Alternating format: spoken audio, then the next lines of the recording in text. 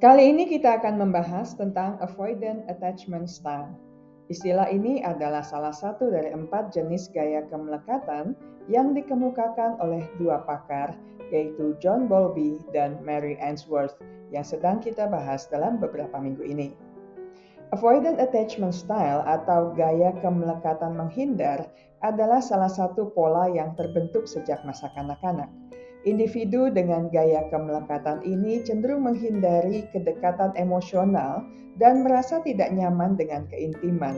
Mereka seringkali tampak mandiri dan tidak membutuhkan orang lain, padahal di dalam hati mereka mungkin merasa kesepian dan takut akan penolakan. Orang dengan avoidant attachment style cenderung menutup diri dari orang lain. Mereka seringkali enggan berbagi perasaan atau pikiran yang paling dalam, bahkan dengan orang terdekat sekalipun. Dalam hubungan, mereka lebih suka menjaga jarak emosional, seolah membangun tembok tak kasat mata. Alih-alih mencari dukungan dari orang lain, mereka lebih memilih untuk mengandalkan diri sendiri dalam segala hal. Permintaan bantuan seringkali dianggap sebagai tanda kelemahan, sehingga mereka cenderung menundanya. Ketakutan akan penolakan atau ditinggalkan membuat mereka enggan untuk menjalin hubungan yang intim. Akibatnya mereka kesulitan membangun ikatan yang mendalam dan bermakna dengan orang lain. Avoidant attachment style seringkali berakar dari pengalaman masa kanak-kanak. Anak yang tumbuh dalam lingkungan di mana kebutuhan emosionalnya tidak terpenuhi secara konsisten cenderung mengembangkan pola perilaku ini. Misalnya, jika seorang anak selalu merasa tidak pasti apakah tangisannya akan mendapat respons dari orang tua, mereka mungkin belajar untuk menekan kebutuhan akan kenyamanan dan menjadi lebih mandiri. Selain itu, penolakan emosional seperti diabaikan atau dicela ketika mengungkapkan perasaan dapat membuat anak merasa tidak aman dan tidak layak dicintai. Akibatnya, mereka mungkin mulai menghindari kedekatan emosional untuk melindungi diri dari rasa sakit. Terakhir, tuntutan yang berlebihan untuk mandiri sejak usia dini tanpa diberi ruang untuk menunjukkan kelemahan atau ketergantungan juga dapat berkontribusi pada perkembangan gaya kemelekatan menghindar. Anak-anak dalam situasi ini mungkin merasa bahwa kebutuhan mereka tidak valid dan belajar untuk mengabaikan perasaan mereka. Orang dengan gaya kemelekatan menghindar seringkali menghadapi berbagai tantangan dalam kehidupan mereka. Sulit bagi mereka untuk menjalin hubungan yang intim dan saling percaya dengan orang lain. Mereka mungkin menghindari kencan, menghindari komitmen jangka panjang, atau bahkan menyabotase hubungan yang sudah ada karena takut akan kedekatan. Meskipun tampak kuat dan mandiri di permukaan, mereka sering merasa kesepian dan terisolasi. Ketakutan akan penolakan dan kegagalan dalam hubungan dapat mengikis kepercayaan diri mereka, membuat mereka merasa tidak layak untuk dicintai atau diperhatikan.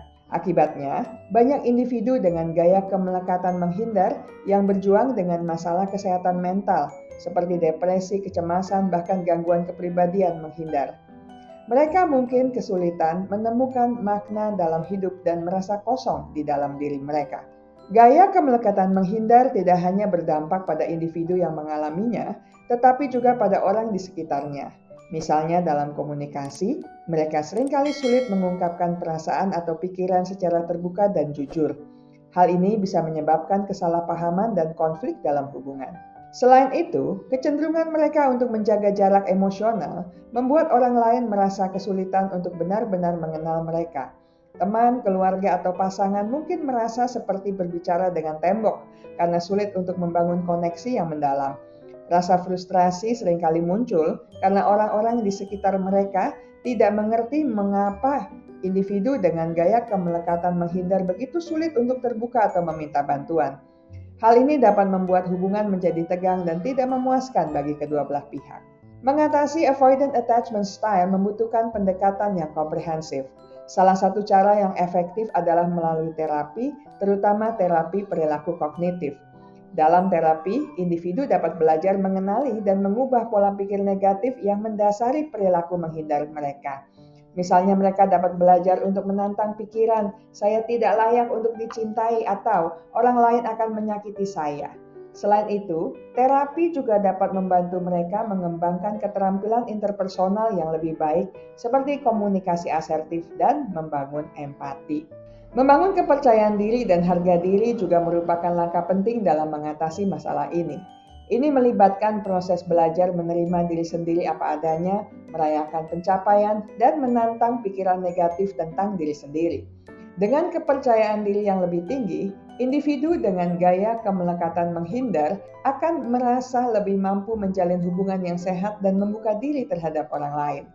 Belajar untuk mengungkapkan perasaan dan pikiran secara terbuka dan jujur adalah keterampilan yang sangat penting. Ini melibatkan belajar mengidentifikasi emosi, memilih kata-kata yang tepat untuk mengekspresikan diri, dan mengatasi rasa takut akan penolakan. Dengan berlatih mengungkapkan perasaan, individu dapat membangun hubungan yang lebih otentik dan mendalam dengan orang lain. Dukungan dari orang-orang terdekat sangat penting dalam proses pemulihan. Memiliki teman, keluarga, atau pasangan yang suportif dapat memberikan rasa aman dan kenyamanan yang dibutuhkan untuk mengatasi tantangan yang dihadapi. Dukungan sosial dapat membantu individu merasa lebih percaya diri dan terhubung, sehingga mereka lebih terbuka untuk mencoba hal-hal baru dan keluar dari zona nyaman mereka.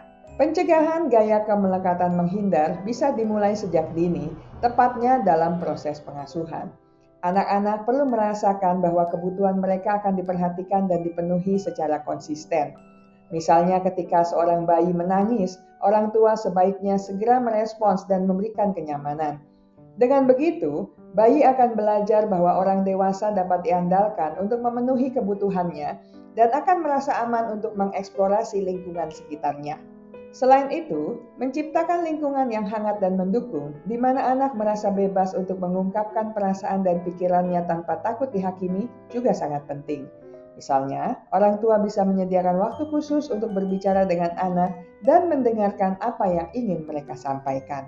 Terakhir, mengajarkan keterampilan sosial seperti cara berkomunikasi secara efektif, berempati, dan bekerja sama dengan orang lain sejak usia dini dapat membantu anak-anak membangun hubungan yang sehat dengan teman sebaya dan orang dewasa. Dengan bekal keterampilan sosial yang baik, anak-anak akan lebih percaya diri dalam berinteraksi dengan orang lain dan tidak merasa perlu menghindari kedekatan emosional. Saya selesai sampai di sini.